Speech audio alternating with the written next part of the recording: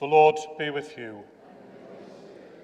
A reading from the Holy Gospel according to John. The Passover of the Jews was at hand, and Jesus went up to Jerusalem. In the temple he found those who were selling oxen and sheep and pigeons, and the money changers sitting there. And making a whip of cords, he drove them all out of the temple with the sheep and oxen. And he poured out the coins of the money changers and overturned their tables. And he told those who sold the pigeons, "Take these things away. Do not make my Father's house a house of trade." His disciples remember that it was written, "Zeal for your house will consume me." So the Jews said to him, "What sign do you show us for doing these things?"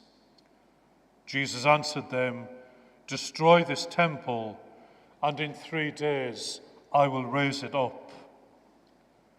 The Jews then said, "It has taken 46 years to build this temple, and will you raise it up in 3 days?" But he was speaking about the temple of his body. When therefore he was raised from the dead, his disciples remembered that he had said this, and they believed the scriptures and the words that Jesus had spoken. The Gospel of the Lord.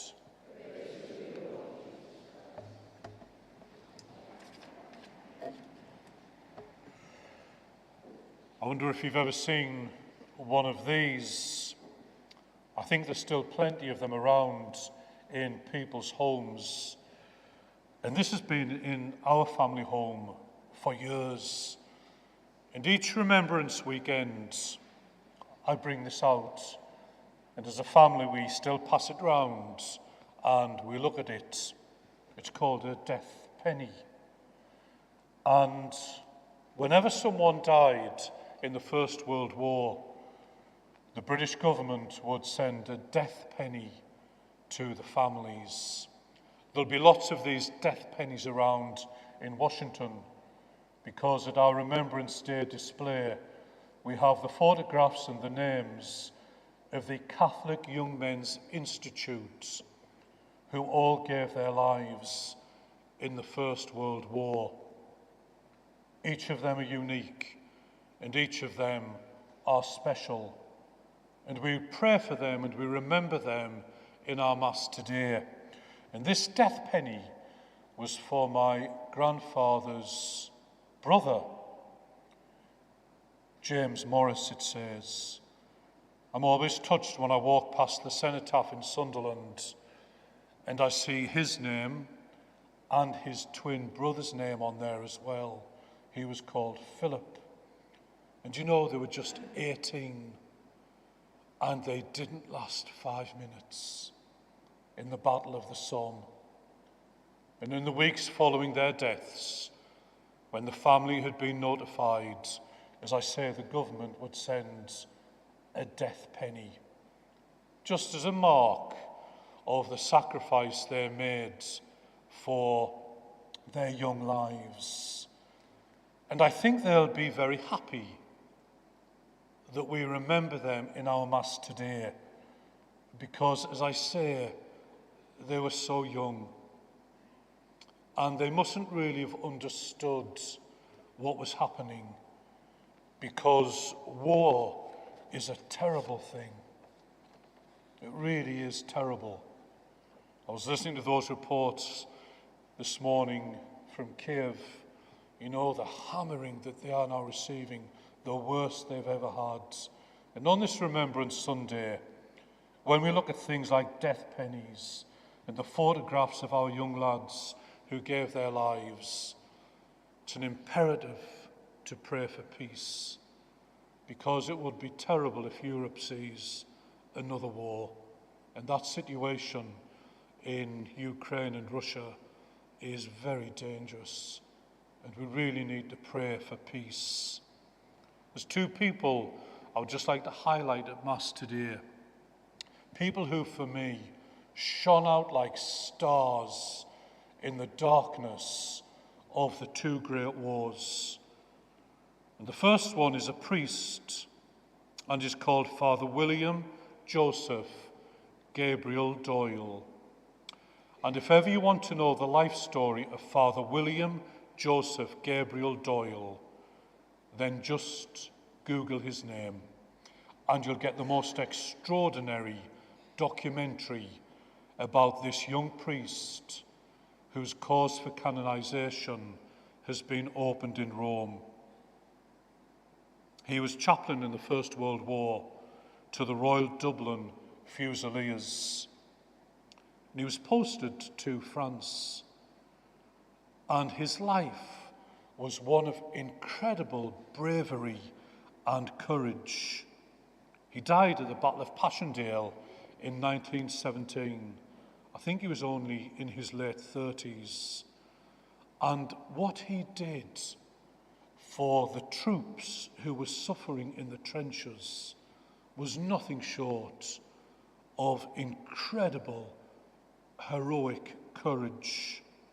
He was awarded the Military Cross on his death.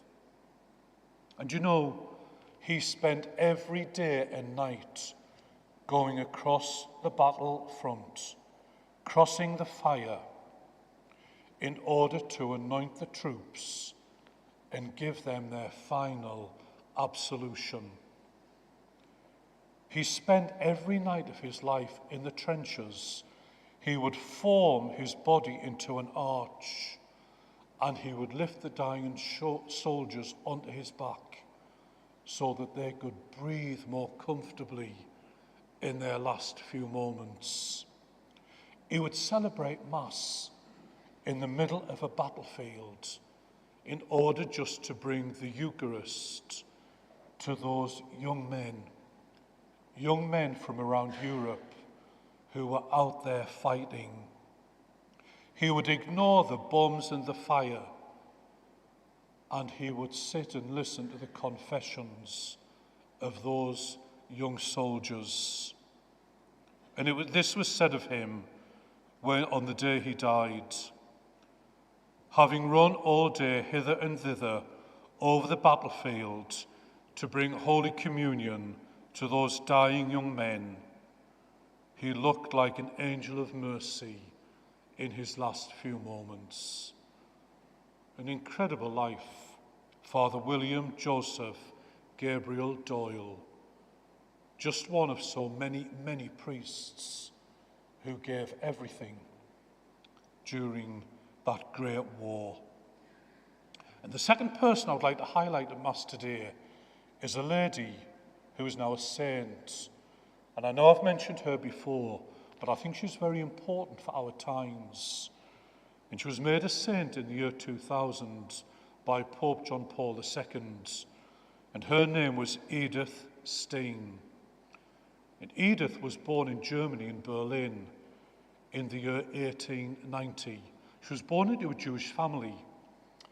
And when she was 18, she became an atheist. She denied her Jewish faith, and she was a highly gifted woman, highly intelligent. And she became a professor of atheism and humanism at Berlin University. And she would go around university lecture halls in Europe, and she would lecture on humanism and atheism. And one day, something happened that would change the course of Edith's life. Her best friend who taught philosophy with her at Bonn University was caught in crossfire on his way to work. He died, and Edith was devastated at her colleague's death.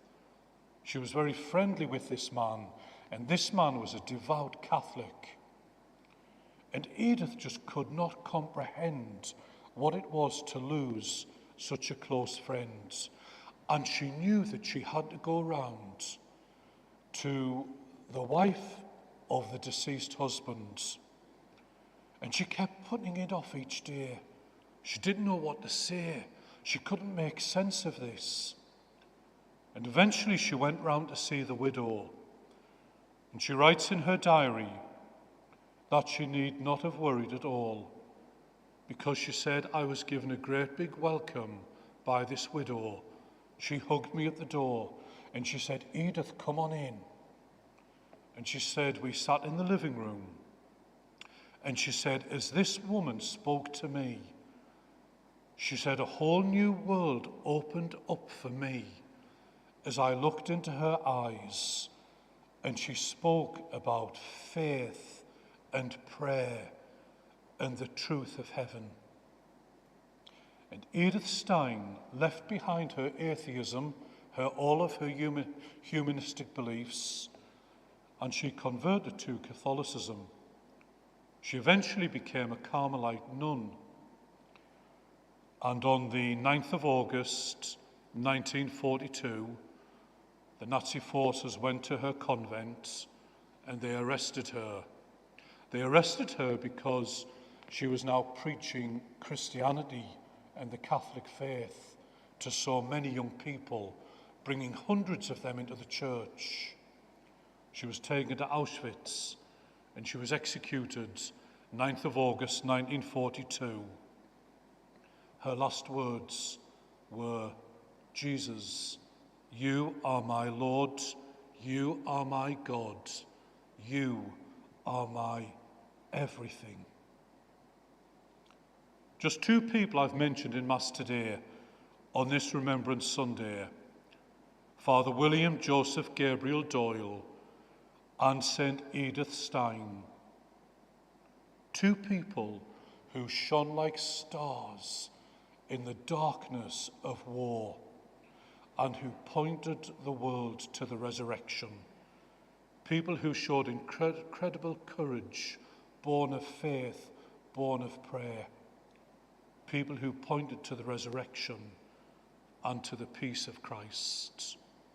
And I think it's people like that who can be a great inspiration for us today in knowing the power of the gospel and the power of our faith in witnessing to the truth and the beauty of God's peace.